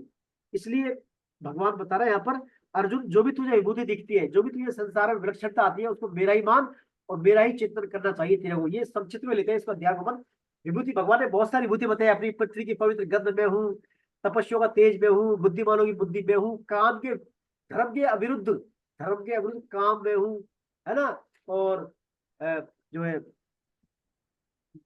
इंद्रियों में मन में हूँ, देवताओं में इंद्र में हूँ, है ना, और वासुकी नाग सर्प, जो शेष नाग है, नाग में शेष हूँ, सर्प में वासुकी में हूँ।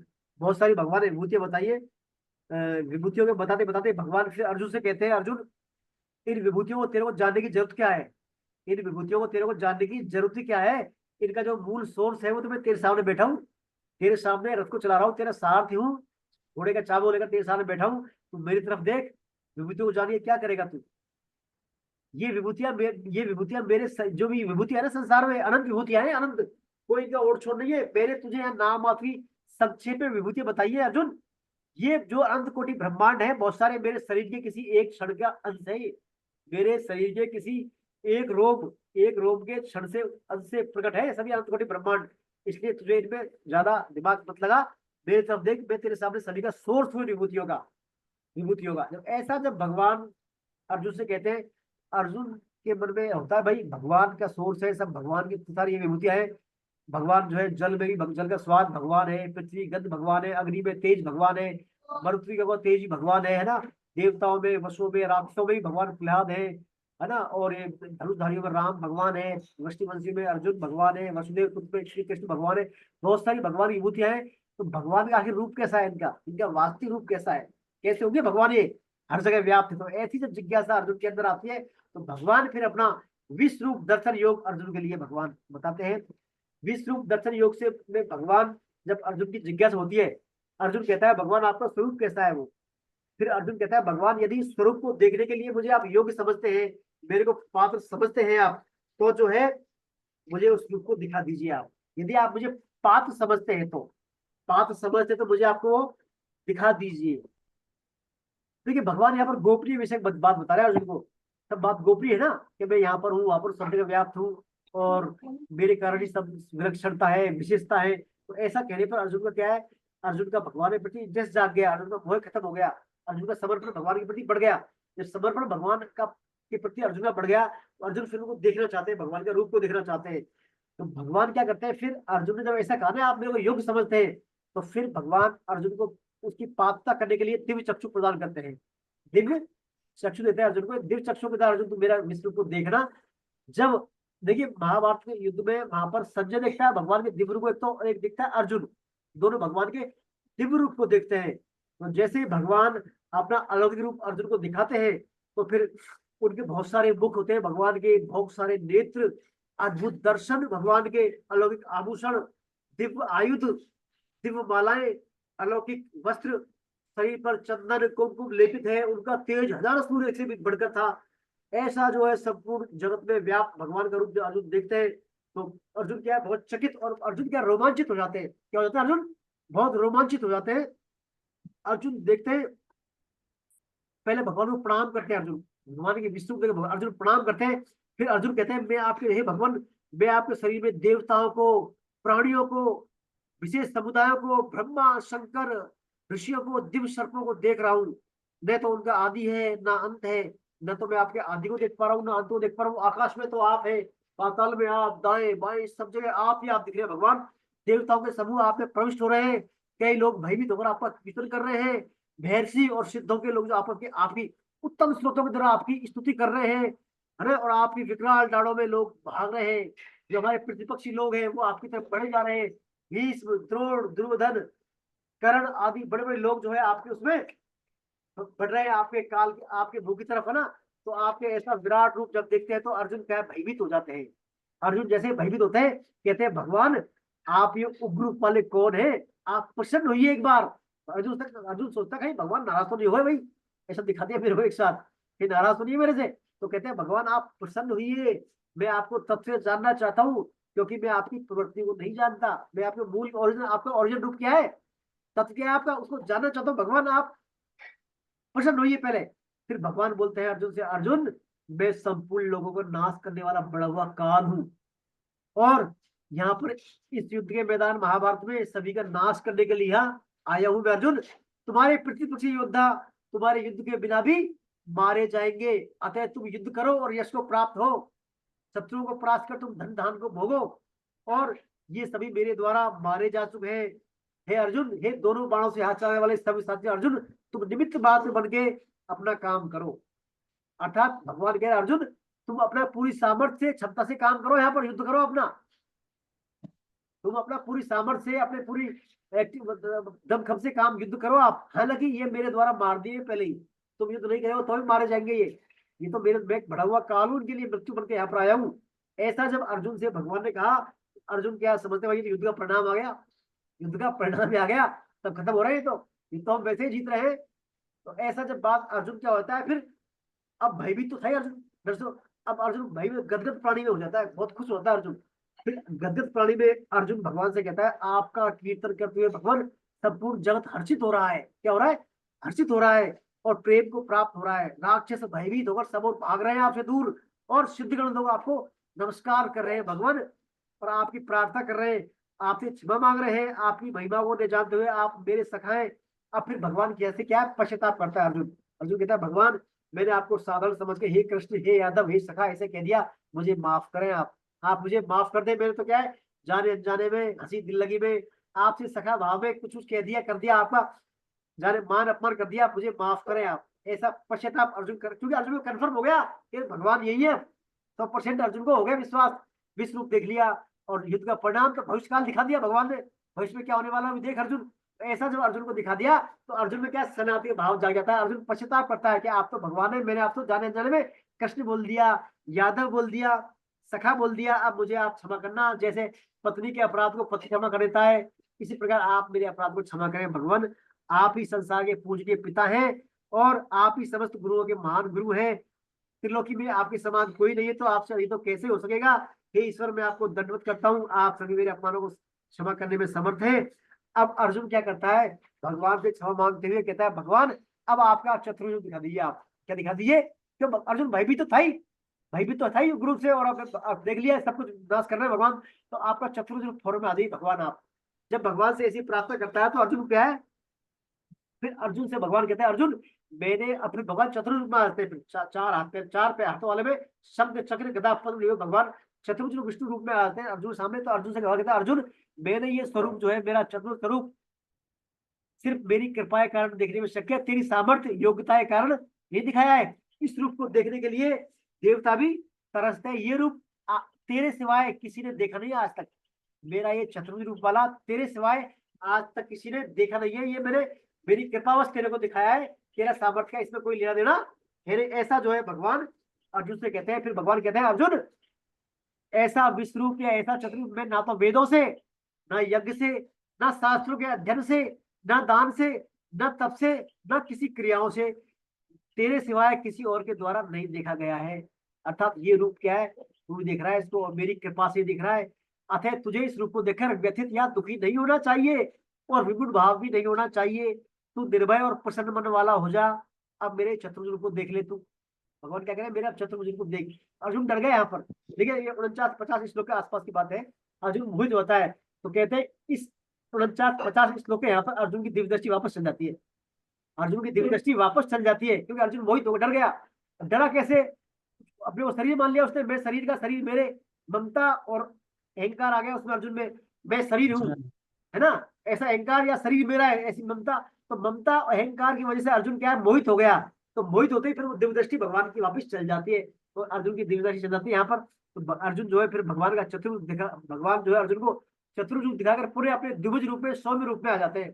5-7 रूप है ना, सारथी रूप में, उस रूप में अर्जुन आ जाते हैं, भगवान आ जाते हैं। और फिर भगवान को ऐसा रूप देखने के बाद अर्जुन क्या है, स्थिर चित्त में आते हैं, मति उनकी स्थिर होती है, स्थिर बुद्धि में आते हैं वो अर्जुन। स्थिर बुद्धि में आने के बाद फिर भगवान कहते हैं, अर्जुन तूने मेरा चतुर्भुज देखा ना, भी ये क्या है, बड़ा ही दुर्लभ है। देवता भी इसके लिए लालायित रहते हैं, तरसते हैं इस रूप के देवता भी। ये ना तो वेदों के अध्ययन से, ना तप से, ना दान से, ना यज्ञ से, ये सिर्फ और सिर्फ अनन्य भक्ति के द्वारा देखने लायक है। देख सकते हो, अनन्य भक्ति के द्वारा। जो मेरे अनन्य भक्त हैं, जिनका मन बुद्धि मुझ में अर्पण है, जो सतत रूप से, अहर्निश रूप से मेरा चिंतन करते हैं, वही इस रूप को देख सकते हैं। उन्हीं के लिए रूप शक्य है, और कोई यज्ञ तप दान के बल पर इस रूप को नहीं देख सकता। ऐसी बात बताने के बाद भगवान फिर अर्जुन को तरीका बताते हैं कि मेरे में अनन्य भक्ति कैसे होगी अर्जुन तेरी। भगवान कहते हैं, भगवान 5 साधन बताते हैं अर्जुन को, 5 साधन। पंचम श्लोक में क्या कहते हैं, मेरे लिए कर्म कर अर्जुन, तू मेरे लिए कर्म कर, मेरे परायण हो जा, मेरा ही प्रेमी भक्त बन जा, और सर्वथा आसक्ति रहित, प्राणी मात्र के साथ वैर भाव से रहित तू हो जा। और ऐसा होकर फिर तू मुझे ही प्राप्त होगा। ऐसा साधन पंचक श्लोक 11.55 में भगवान कहते हैं मेरे लिए, मतलब मेरे लिए कर्म कर, मेरे परायण हो जा, मेरा ही प्रेमी भक्त बन जा और संसार मात्र में आसक्ति रहित और प्राणियों से वैर भाव रहित होकर तू मुझे ही प्राप्त होगा, फिर तू अनंतता को प्राप्त हो, अनंत भक्ति तेरे हो जाएगी। ऐसा भगवान इस अध्याय में विश्व रूप दर्शन योग और विभूति योग के अंत में भगवान अर्जुन को बताते हैं, है ना। यहाँ तक। इसके बाद जो है, अभी रुकिए आप थोड़ा।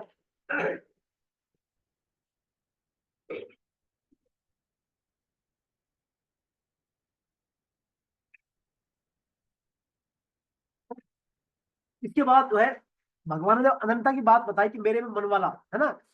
अब भगवान से जब अर्जुन से जब भगवान ने कहा ना मेरे लिए कर्म, मेरे परायण हो जा, मेरा प्रेमी भक्त बन जा, तब अर्जुन के मन में जिज्ञासा आती है, भाई आप कह रहे हैं कि मेरा प्रेमी हो जा, मेरा भक्त हो जा, है ना, और मेरे परायण हो जा, लेकिन भगवान आपने जो है छठे अध्याय में ध्यान योग में कहा था, निर्विकार फॉर्म के बारे में बताया था आपने, ब्रह्म के रूप में मैं ही हूँ, है ना, मेरा निर्विकार में संसार में निर्विकार रूप से व्याप्त हूँ, और जो है अविनाशी फॉर्म जो मेरा है निराकार निर्गुण निराकार व्याप्त हूँ।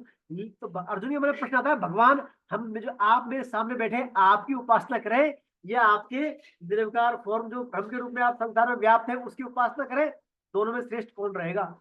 ऐसा जो अर्जुन के अंदर जिज्ञासा आती है, तो भगवान अध्याय 12 अध्याय भक्ति योग जो 12वां अध्याय है उसका फिर शुरुआत करते हैं। भगवान अर्जुन पूछता है, भगवान एक आपके जो है आप मेरे सामने बैठे आपकी उपासना करने वाला और आपके अविनाशी रूप जो ब्रह्म के रूप में व्याप्त है संसार में आप उसकी उपासना करने वाला, दोनों में श्रेष्ठ कौन है। ऐसा जिज्ञासा जब अर्जुन से भगवान से अर्जुन करते हैं, तो भगवान फिर अर्जुन को बताते हैं, अर्जुन यद्यपि दोनों ही श्रेष्ठ हैं, दोनों मेरे भक्त हैं, दोनों मुझे प्राप्त हुए, लेकिन जो नित्य निरंतर आप में लग रहकर, नित्य निरंतर मेरे में लग रहकर मेरी उपासना करते हैं, वे मेरे मत में सर्वश्रेष्ठ योगी है, साकार वाले सर्वश्रेष्ठ योगी है। परंतु जो इंद्रियों को वश में करके अचिंत्य सब जगह परिपूर्ण देखने में नहीं आने वाले निर्विकार अचल ध्रुव अव्यक्त की तत्परता से उपासना करते हैं, वे संपूर्ण प्राणियों के हित में रत संबुद्धि मनुष्य भी मुझे ही प्राप्त होते हैं। तो भगवान ने क्या है, निर्गुण उपासना की 8 जो थी ना, वो 8 विशेषताएं विलक्षणताएं वो भी जिक्र कर दिया। अव्यक्त में अव्यक्त मतलब है ना, अव्यक्त अक्षरम अनिर्देश्यम कूटस्थ मचलम ध्रुवम, इनमें भी किसके द्वारा, बिना उसके संबुद्धि के द्वारा।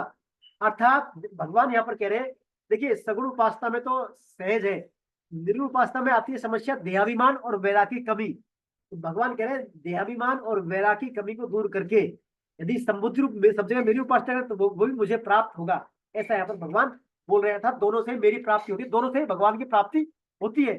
फिर भगवान बता रहे दोनों साधनाओं में कंपेयर करते हैं, भगवान सगुण साधना की सरलताएं बताते हैं और निर्गुण ज्ञान योग की कठिनताएं भगवान बताते हैं। इसमें तो सगुण साधना में श्रद्धा प्रेम का प्रमुख रहती है, श्रद्धा प्रेम और विश्वास। यहाँ पर देहाभिमान कम होना चाहिए, संसार में वैराग्य आना चाहिए, इसकी प्रमुखता रहती है। इस सगुण साधना में भगवान का भक्त क्या करता है, भगवान को पहले मानता है और मान के जानता है, पहले भगवान की बात को मान लेता है, वो भगवान कह रहा है यस यस यस, फिर भगवत के पास है उसका ज्ञान दूर हो जाएगा और मान लेगा वो। लेकिन निर्गुण साधना में क्या है, पहले भगवान को जानेगा, वो जानेगा कैसे, अपनी मन बुद्धि इंद्रियों को संयमित करेगा, इंद्रियों को संयम करेगा, इंद्रियों को संयम रखने के बाद वैराग लाएगा अपने बल पर, फिर भगवान को जानेगा, जान के फिर मानेगा वो। तो ये प्रोसेस थोड़ा लंबा है अपने लिए, प्रोसेस ये कलयुग के लोगों के लिए प्रोसेस थोड़ा टिपिकल रहता है ना। ये बताया। फिर भगवान कहते हैं ये जो साधना है सगुण साकार की साधना है, इसमें क्या है, आपको किसी गुरु की जरूरत नहीं है, किसी गुरु की भी जरूरत आपको नहीं है, क्योंकि वो मेरे ही मतलब समर्पित मेरे लिए रहता है, मेरे समर्पित रहता है, वो मेरे समर्पित अर्थात मैं ही जो है मतलब उनका वो दूर कर देता हूँ। लेकिन सगुण साधना निर्गुण साधना में आपको क्या गुरु की आवश्यकता पड़ती है, गुरु ही आपको तत्व ज्ञान देगा, तत्विधि परिपाते परिप्रश्न सेवया, आप उसे विनम्र तो प्रश्न करेंगे, दंडवत प्रणाम करेंगे, तब आपको वो ज्ञान देगा, तब ज्ञान की प्राप्ति होगी, तब भगवान को जानेंगे फिर मानेंगे आप, है ना। दूसरी बात इसमें आती है, ऐसे सगुण साधना वाले व्यक्तियों को उद्धार मैं करता हूँ, उनका उद्धार मैं करता हूँ, उनको मृत्यु संसार से मैं उद्धार करता हूँ। लेकिन निर्गुण साधना वालों को अपना उद्धार खुद ही करना पड़ता है, अपना उद्धार खुद ही करना पड़ता है। फिर भगवान बताते हैं इसमें जो है सगुण साधना में इंद्रियों को आधार मिल जाता है, अर्थात भगवान के नाम गुण रूप लीलाओं का चिंतन करते हैं तो इंद्रियां लगी रहती है, एंगेज रहती है भगवान के। लेकिन निर्गुण साधना में इंद्रियां क्या है, फिर खाली रहती है, क्योंकि सगुण है ही नहीं, भाव चिंतन कैसे करेंगी वो, तो इंद्रियों की फिर क्या विषय में भागने की संभावना रहती है। कुल मिलाकर भगवान बताते हैं सगुण और निर्गुण दोनों साधना से प्राप्ति तो मेरी होती है, लेकिन सगुण साधना थोड़ी सहज है, सरल है, और निर्गुण साधना में थोड़े क्लेश है।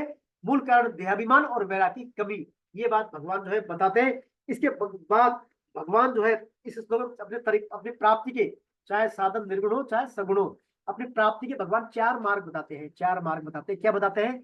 पहले बताते हैं भगवान समर्पण योग, अभ्यास योग, भगवत अर्पण कर्म योग, और फिर बताते हैं चौथा कर्म फल इच्छा का त्याग। समर्पण योग से तात्पर्य है, भगवान कहते हैं अर्जुन मन बुद्धि तू मुझ में अर्पित कर दे, मन से मेरा चिंतन कर और बुद्धि से मेरी प्राप्ति का दृढ़ निश्चय कर। समर्पण हो गया ये मेरे लिए, है ना, मन बुद्धि का समर्पण कर दे, ऐसा तू करेगा तो मुझे प्राप्त हो जाएगा। लेकिन तू यदि समर्पण मन बुद्धि को मेरे में समर्पित करने में तू यदि मान ले अपने आप को समर्थ नहीं पाता, कठिनाई महसूस करता है, तो अभ्यास योग के द्वारा मेरी प्राप्ति की कामना कर। अभ्यास योग के तात्पर्य, अभ्यास कर, तू बार बार ध्येय पर ध्यान लगेगा, लेकिन वो अभ्यास कर समता में स्थित होकर, अर्थात भगत प्राप्ति का दृढ़ निश्चय कर, तू समता में रहकर अभ्यास कर, भगत प्राप्ति का दृढ़ निश्चय करके बार बार अभ्यास कर, तो तुझे मेरी प्राप्ति हो जाएगी। यदि अभ्यास योग के द्वारा भी तू मुझे प्राप्त नहीं कर पाता, कठिनाई अनुभव करता है, तो अर्जुन फिर तू ऐसा कर, मेरे लिए कर्म कर, भगवत अर्पण कर्म। मैंने बताया ना, मदर्थ कर्म, मदर्पण कर्म और मत कर्म, कर्मों को भगवान के लिए कर तू।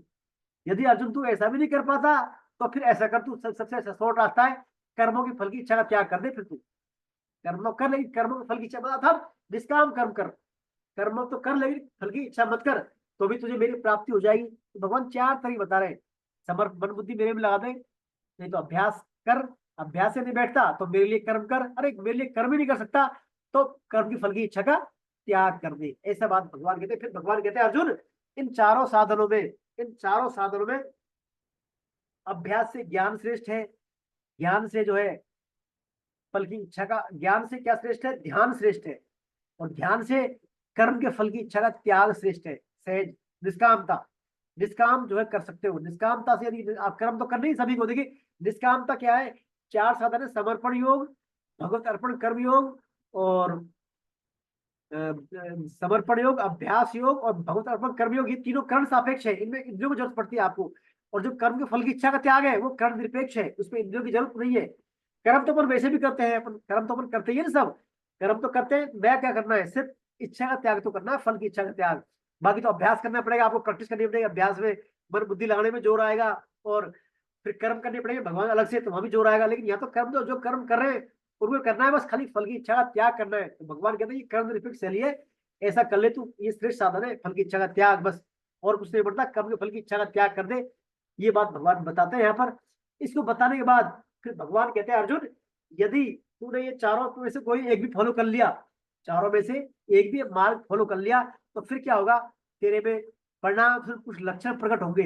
लक्षण भगवत के, भगवान मतलब तेरे में भक्तों के लक्षण प्रकट आएंगे।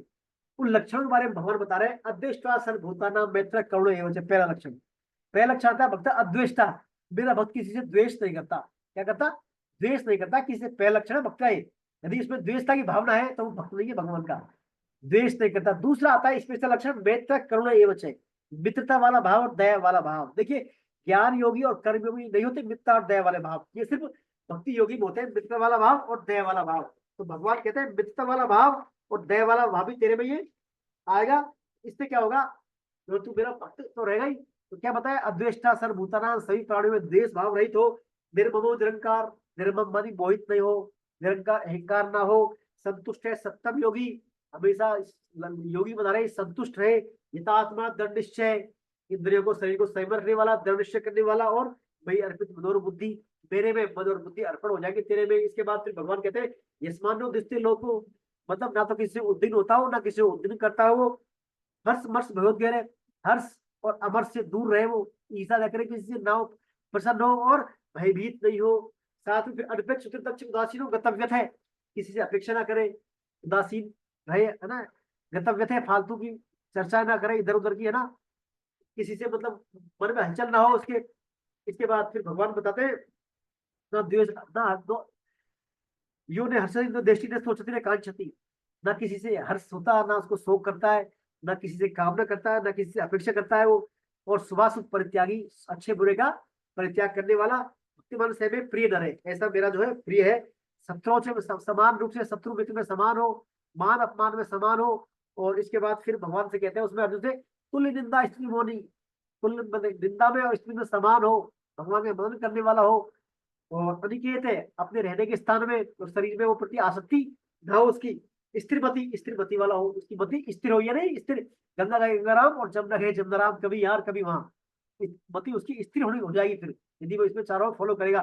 फिर भगवान कहते हैं इस प्रकार ये तू धर्म यथोक्तम पर्युपासते, जो मैंने तेरे लिए अर्जुन ये धर्म की बातें बताई है अध्याय 12वें अध्याय में, इनको यथोक्तम पर्युपासते, एज इट जैसे बताया वैसे पालना करेगा तो क्या होगा, तू जो है मेरा अत्यंत प्रिय होगा। श्रद्धा पूर्वक पालन करने वाला तू मेरा अत्यंत प्रिय होगा और मुझे ही प्राप्त होगा। ये बात भक्ति योग में भगवान अर्जुन को बता रहे हैं। तो ये मैंने आपको संक्षिप्त में एक बार ब्रीफली जो है पिछले 3 महीने की पढ़ाई अपनी 1 घंटे में करी है। आपको वैसे डिटेल में तो पढ़ी चुके हैं आप पूरा, फिर भी संक्षिप्त में मैंने आपको बातें बताई है, खास खास बातें जो है इसमें। और इसमें आपके क्वेश्चन भी कई बनते हैं इसके, है ना। तो ये इसमें आपको भक्ति योग है। अब आप देखिए अपन जो भी आपके कोई क्वेश्चन है अब तक इसमें भक्ति योग संबंधी 6 चैप्टर में या जो भी पढ़ा अब तक उस क्वेश्चन के बारे में आप बताएं, चर्चा करें। मैंने आपको असाइनमेंट भेजे थे करने के, कर लिए होंगे शायद सबने आप, है ना, आपने सभी ने कर ही लिए होंगे वो, उम्मीद है। और नहीं किया तो आप चर्चा कर लेंगे अपन, जो भी क्वेश्चन दिया रहो आपने उसमें। और आपकी कोई भी जिज्ञासा हो भक्ति योग संबंधी, प्रश्न उत्तर संबंधी, एग्जाम संबंधी, वो आप चर्चा कर सकते हैं अपन, बोले आप कोई भी।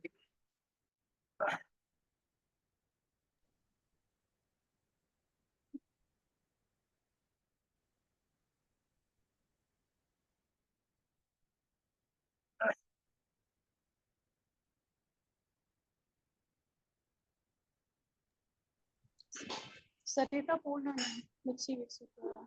हाँ जी इंदिरा जी बोले। हाँ हाँ हाँ, मैं भैया जी मैं ये कह रही थी, ये क्वेश्चन भगवान ने सर्वश्रेष्ठ योगी किसे कहा है, तो इसमें भक्ति योगी आएगा।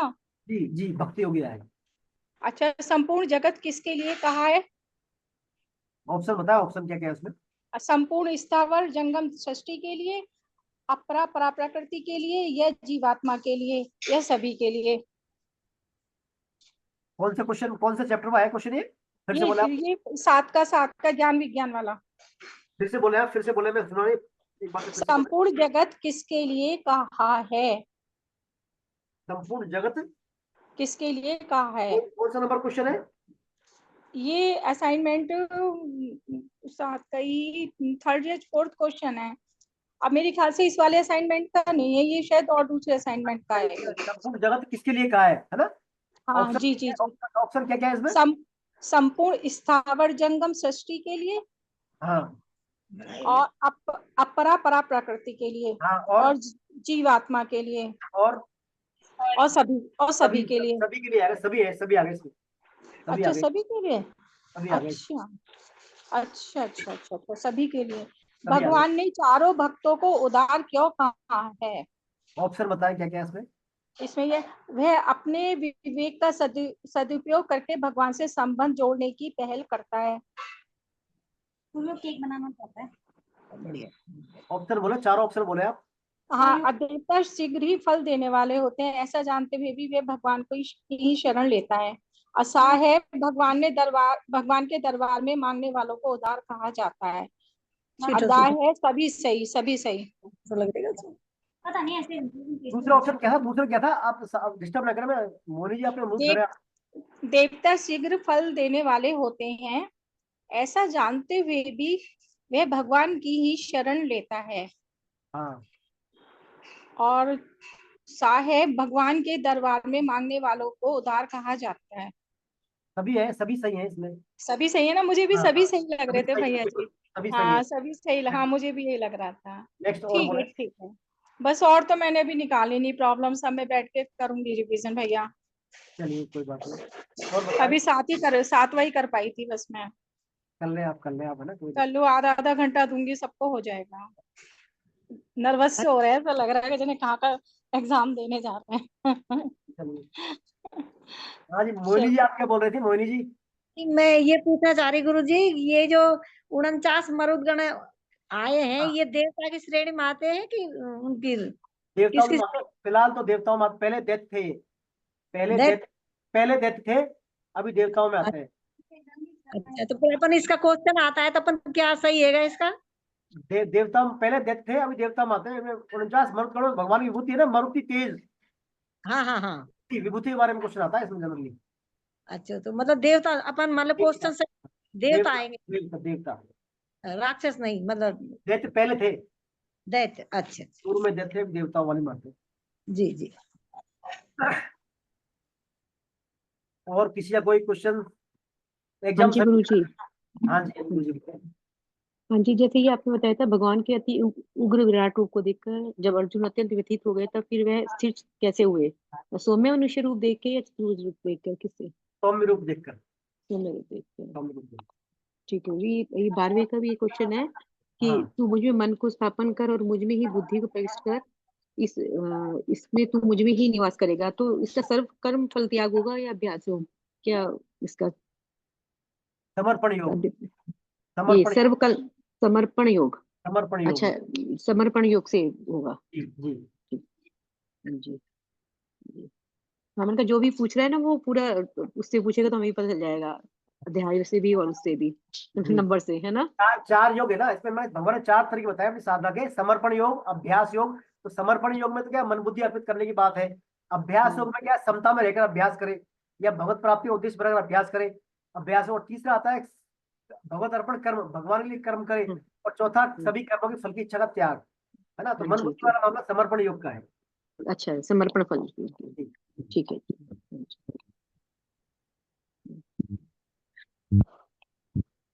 और हरे कृष्णा सर। जी सर, बोलो सर। अक्षय काल का क्या तात्पर्य? जी, अक्षय काल। अक्षय काल क्या? हाँ, क्या तात्पर्य है उससे? अक्षय काल भगवान का ही विभूति है। अक्षय काल भगवान की विभूति है। अक्षय काल कभी क्षय नहीं, वहां पर कभी क्षय नहीं होता। समय का समय स्थिर रहता है। अक्षय ये भगवान की विभूति है। और भगवान के धाम में जो टाइम है ना वो अक्षय काल होता है वहां का। भगवान के धाम का समय अक्षय काल होता है। 10वां क्वेश्चन। काल देखिए, काल महाकाल अक्षय काल 3 थे इसमें। कालों के महाकाल तो भगवान है मृत्यु के रूप में, और जो अक्षय काल भी भगवान है। क्षय नहीं होता भगवान के वहां काल में कभी भी। जिस काल में क्षय नहीं होता वो अक्षय रहता वो अक्षय काल, वो भगवान की विभूति है। अक्षय काल और महाकाल दोनों भगवान की विभूतियां हैं। ये इसमें क्वेश्चन है 10वां। क्वेश्चन बोले, क्या क्वेश्चन है बोलिए आप। अक्षय काल से क्या तात्पर्य है? ऑप्शन क्या है उसमें? भूत व वर्तमान काल, भूत व भविष्य काल, वर्तमान और भविष्य काल, और द में है कालों का काल महाकाल। कालों काल महाकाल। कालों का काल महाकाल आएगा। भगवान की विभूति है ना अक्षय काल, ये आएगा। ये ऑप्शन करें आप।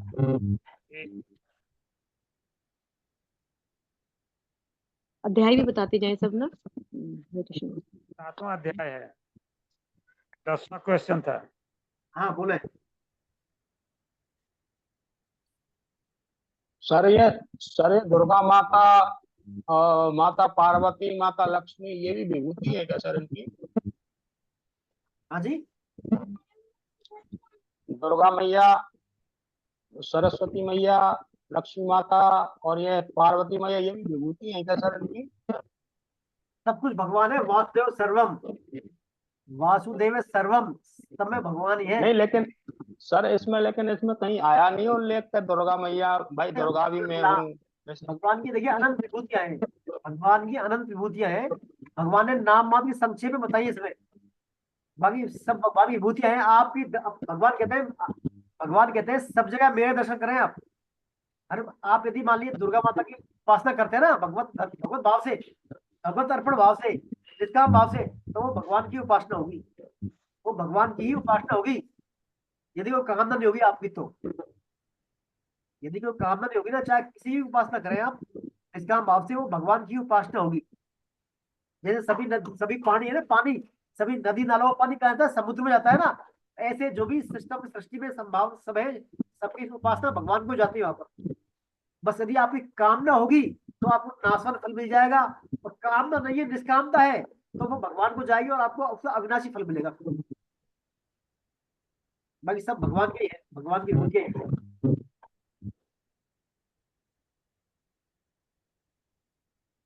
एक ही दस्तों आएगा, मन से संकल्प मात्र से दीक्षा मंत्र आदि से पैदा होने वाली प्रजा को प्रजा कहा जाता है। इसका हाँ, देखिए दो तरह की दृष्टि होती है, नादज और बिंदुज। जो माता पिता के रजवीरे से पैदा होती है ना, वो कहलाती है बिंदुज। और जो मंत्र से, उपचार से, दीक्षा से, इनसे होती है ना, साधु संतों से, वो कहलाती है नादज। तो जैसे सनकादिक मुनि थे, वो नादज प्रजा कहलाते हैं। सनकादिक मुनिवर थे, ब्रह्मा जी के जो मानस पुत्र, वो नादज प्रजा कहलाते, नादज। अच्छा, तो इसका क्या नादज जो क्या होगा, ये सभी सही होंगे? ये नादज ही होगा ना? इसका मन से संकल्प मात्र से दीक्षा मंत्र आदि से पैदा होने वाली प्रजा को प्रजा कहा जाता है, नादज नादज नादज नादज होगा। जी।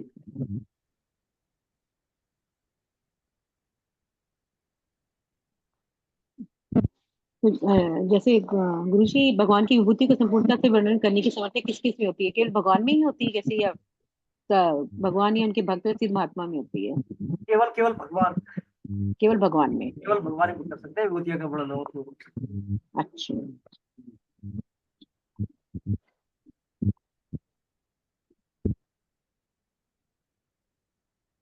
और इस जो ये इसका 10वां का 11वां हैगा, इस संसार मात्र को प्रभव कौन है?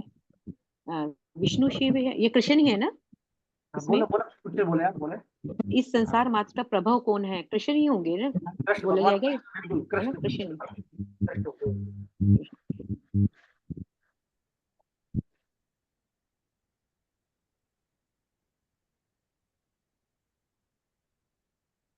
तो ये हैगा, ये 12वां का है विभूति का। अर्जुन ने तो भगवान से उनकी विभूति के विस्तार से कहने के लिए प्रार्थना की थी, फिर भी भगवान ने ऐसा क्यों कहा कि मैं अपनी दिव्य विभूति को तेरे लिए प्रधानता से कहूंगा?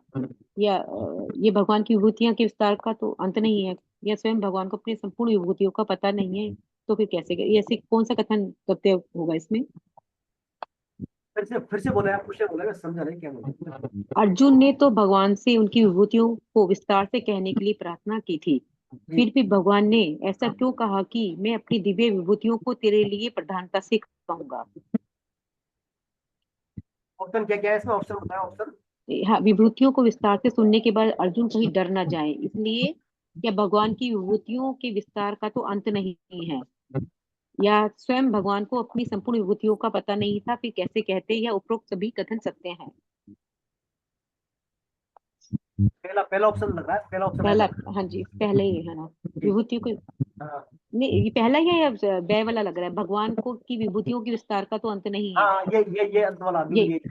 यही है ना? अब क्या है, पहला है, दूसरा क्या है? ये दूसरा हैगा, हाँ, यही ऑप्शन है। यही आएगा। ठीक है। और ये गुरु जी, ये वाला निम्नलिखित में से कौन सा भाव भगवान से होता है? बुद्धि ज्ञान समूह वाला, या भय अभय वाला, या सुख दुख वाला, या सभी भाव? सभी भाव। क्या अच्छा, सभी भाव। बुद्धि ज्ञान सम्मोह और भय अभय है, सुख दुख हाँ, है, और सभी भाव है। सभी भाव भगवान से, 20 भाव होता है भगवान से। दुखे दुखे अच्छा, में से कौन सा भगवान से होता है? सभी भाव। सभी भाव भगवान से, 20 भाव।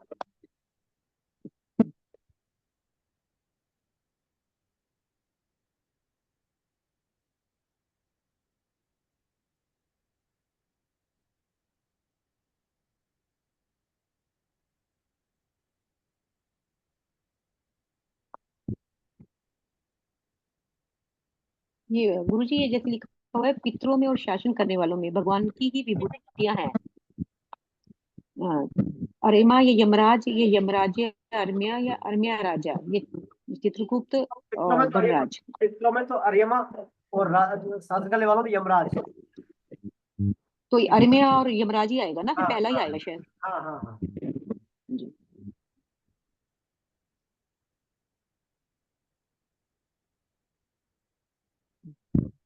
इसी का ही 16 हैगा गुरु जी, सबका हरण करने वाली, अग्नि, मृत्यु, प्राणवायु है, होता है क्या? उपरोक्त सभी सही होंगे।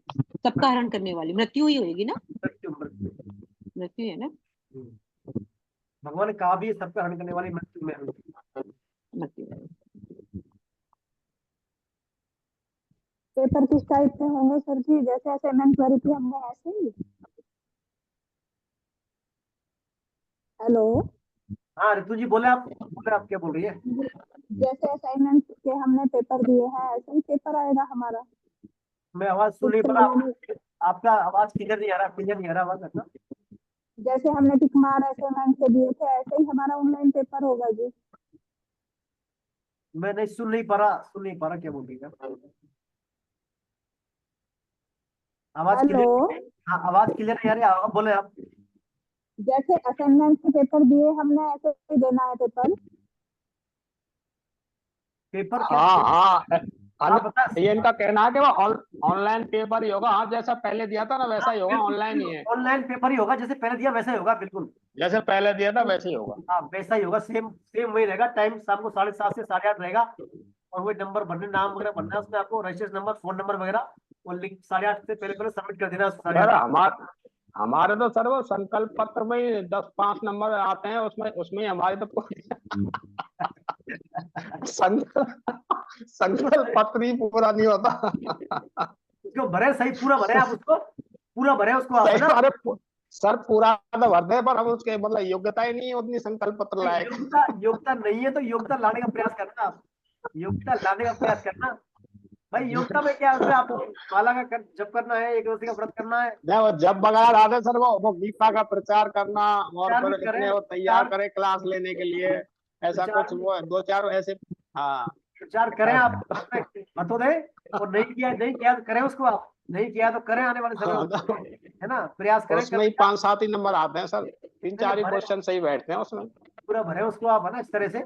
और नहीं करते नहीं, करें भर भर उसको तो आप। सर पूरा। हाँ बीमारियों और दवाइयों के कारण हम लोग व्रत भी नहीं कर पाते हैं। क्या बोल रहा सर, मैं फिर से बोला दादी साहब। दवा दवा लेने के कारण और ये बीमारियों के कारण जी, व्रत वगैरह भी नहीं कर पाते हैं। कोई बात नहीं, तो कोई बात नहीं, उसमें क्या है, ठीक है, मानसिक व्रत कर ले हम, ऐसा भगवान का व्रत कर ले, मन से आप भगवान का जाप कर ले ज्यादा से ज्यादा उस दिन। भाई भगवान का जप कर ले उस दिन ज्यादा, और दिन करते हैं उससे ज्यादा कर ले तो वही हो जाएगा आपका। ठीक है ना, उसमें ऐसी कोई खास बात नहीं है। आपकी जो सामर्थ्य है, क्षमता है, उसके अनुसार करें आप। ये नहीं है सामर्थ्य शरीर में नहीं है और आप कर लें, फिर मामला गड़बड़ हो जाएगा। जो सामर्थ्य के अनुसार करना है आपको, है ना, उसमें ऐसा कोई बाउंडेशन नहीं है, भाई आप करना ही है। जो जैसी सामर्थ्य है आपकी, तो आप जब कर ले उस दिन बैठे बैठे जब तो कर ही सकते हैं भगवान का ज्यादा ज्यादा। जब कर ले आपका, ठीक है, मानसिक रूप से करके, और क्या है, ऐसा उसमें कुछ नहीं है। आप शरीर के हिसाब से करें, आप, है ना, जो सूट करता है आपको वही करें काम आप। यही सब भरना पड़ता है उसमें, संकल्प में ये सब तो गलत थोड़ी भरा जाए। नहीं, आप तो बर्देना जाप करते हैं उसमें बस, ठीक है, कोई बात नहीं जो है उसमें। बीपी हार्ट की दवा चलती है वो। नहीं नहीं, बिल्कुल, जो आप जो शरीर के अनुसार ही करें, उसमें शरीर के अनुसार ही चले, ऐसा उसे बाउंडेशन नहीं है। लिखते कारण भाई मैं जाप ज्यादा करता हूँ, बस ये नहीं कर पाता, उसमें और क्या है, जो भी है उसका, है ना, एकदम उसमें भाई हरे मानसिक। कृष्ण गुरु जी। हाँ संजू जी बोले। ये गुरु जी, ये संपूर्ण प्राणियों की अंतकरण देते में स्थित भी भगवान है, तो ये आत्मा ही होगा ना, या प्राणमय, आत्मा ही आएगा इसमें। फिर से बोले आप। संपूर्ण प्राणियों की अंतकरण हृदय में स्थित भी भगवान ही है, हाँ आत्मा, आत्मा ही होगा इसमें, या जी, प्राणवायु वगैरह, या आत्मा, प्राण होगा। आत्मा, आत्मा, आत्मा ही आएगा, या मतलब ये इनके ऑप्शन है, प्राण, प्राणवायु, अहंकार, आत्मा, तो आत्मा ही लग रहा है। आत्मा, चेतना, आत्मा। आत्मा, ठीक है जी। और जैसे भगवान ने विद्याओं में किसी अपनी विभूति कहा है, गान विद्या को या नृत्य विद्या को या अध्यात्म, भगवान ने विद्याओं में किसे अपनी विभूति कहा है, गान विद्या को या अध्यात्म विद्या को? अध्यात्म विद्या का। अच्छा। और दैत्यों में तो प्रहलाद को बोला था, या बलि किनको बोला था? प्रहलाद जी को बोले प्रहलाद थे। को ना। जी। ठीक है। और इनकी, जैसे इनकी भगवान की दिव्य विभूति को हम कहाँ कहाँ देख सकते हैं?